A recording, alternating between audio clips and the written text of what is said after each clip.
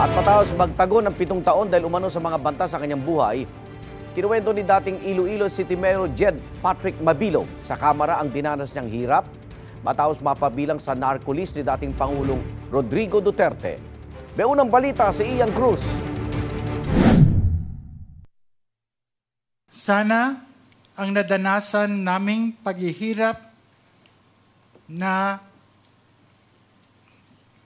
durog, persecution, trauma, at saka walang-wala ay hindi po mararanasan ng iba.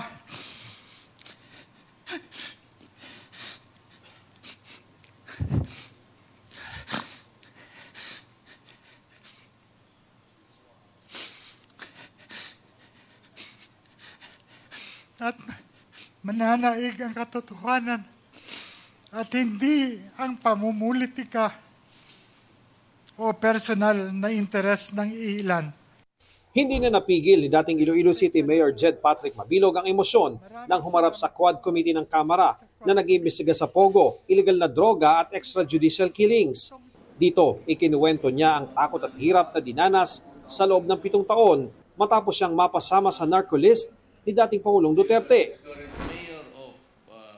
Nagpakita pa ng mga video si Mabilog ukol sa lantarang pagbabanta umano sa kanya ng dating Pangulo. August 28, 2017 daw, nakatanggap ng tawag si Mabilog mula kay PNP Regional Director Bernardo Diaz na nag-imbita sa kanyang makipagkita kay nooy PNP Chief Ronald Bato de la Rosa sa Camp Crame tanghali ng susunod na araw. Pero nakatanggap daw siya ng tawag sa isang di niya pinangalan ng police colonel.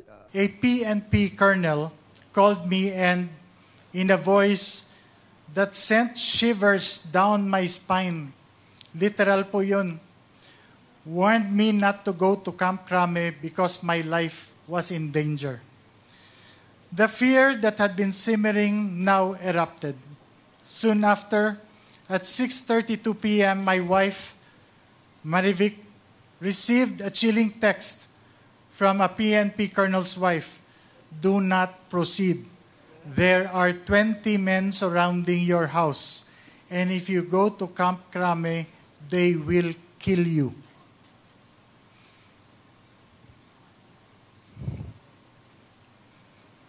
The terror was paralyzing.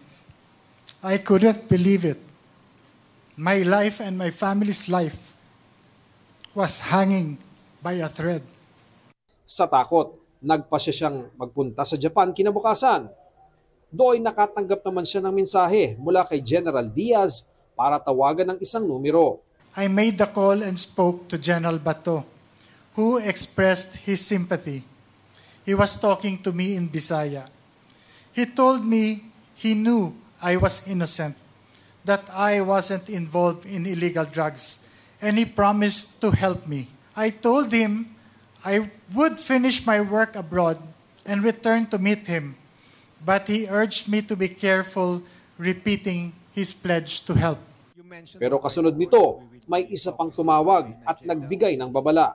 Just after that call, my Philippine cell phone rang. This time, it was another general. His voice was grim. Mayor, do not return. Your life is in danger. The accusations against you are all fabricated. But if you go to Crame, you'll be forced to point fingers to an opposition senator and a former presidential candidate as drug lords. Tinanong ng mga mambabatas kung sino raw ang mga ipatuturo sa kanya. You were told na you will pinpoint a certain former senator and a certain presidential. Is it Senator Maroas, former Senator Maroas? Yes, sir. Oh, is it former Senator Drilon, which is your cousin? Yes, sir. Oh. Kaya naman mula Japan, dumiretso na raw si Mabilog sa Amerika at nag-apply ng political asylum kung saan siya nag-self-exile kasama ng pamilya. Tumanggi naman si Mabilog na pangalanan ang mga police official na nagmagandang loob sa kanya, kaya ipinasulat na lang ito sa kanya ng mga mambabatas. Ang tingin ni Mabilog, politika ang ugat ng pagkakasali niya sa Duterte narco-list.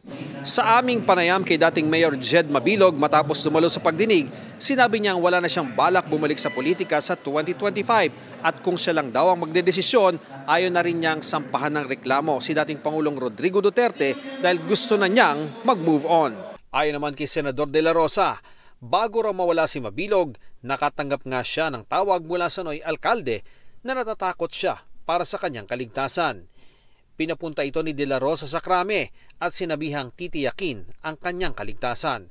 Pero kalaunan, tumawag daw si Mabilog na hindi na siya pupunta dahil may nagpayo sa kanya. Ani De La Rosa, very incredible naman na papupuntahin niya sa krame si Mabilog para patayin. Sinisika pa ng GMA Integrated News sa makuhang panig ni Diaz at Duterte, pati na ni Drilon at Rojas.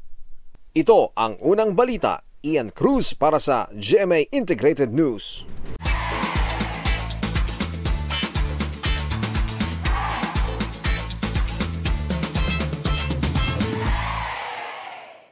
Igan, mauna ka sa mga balita. Mag-subscribe sa GMA Integrated News sa YouTube. Sa mga kapuso abroad, subaybayan nyo kami sa GMA Pinoy TV at sa www.gmanews.tv.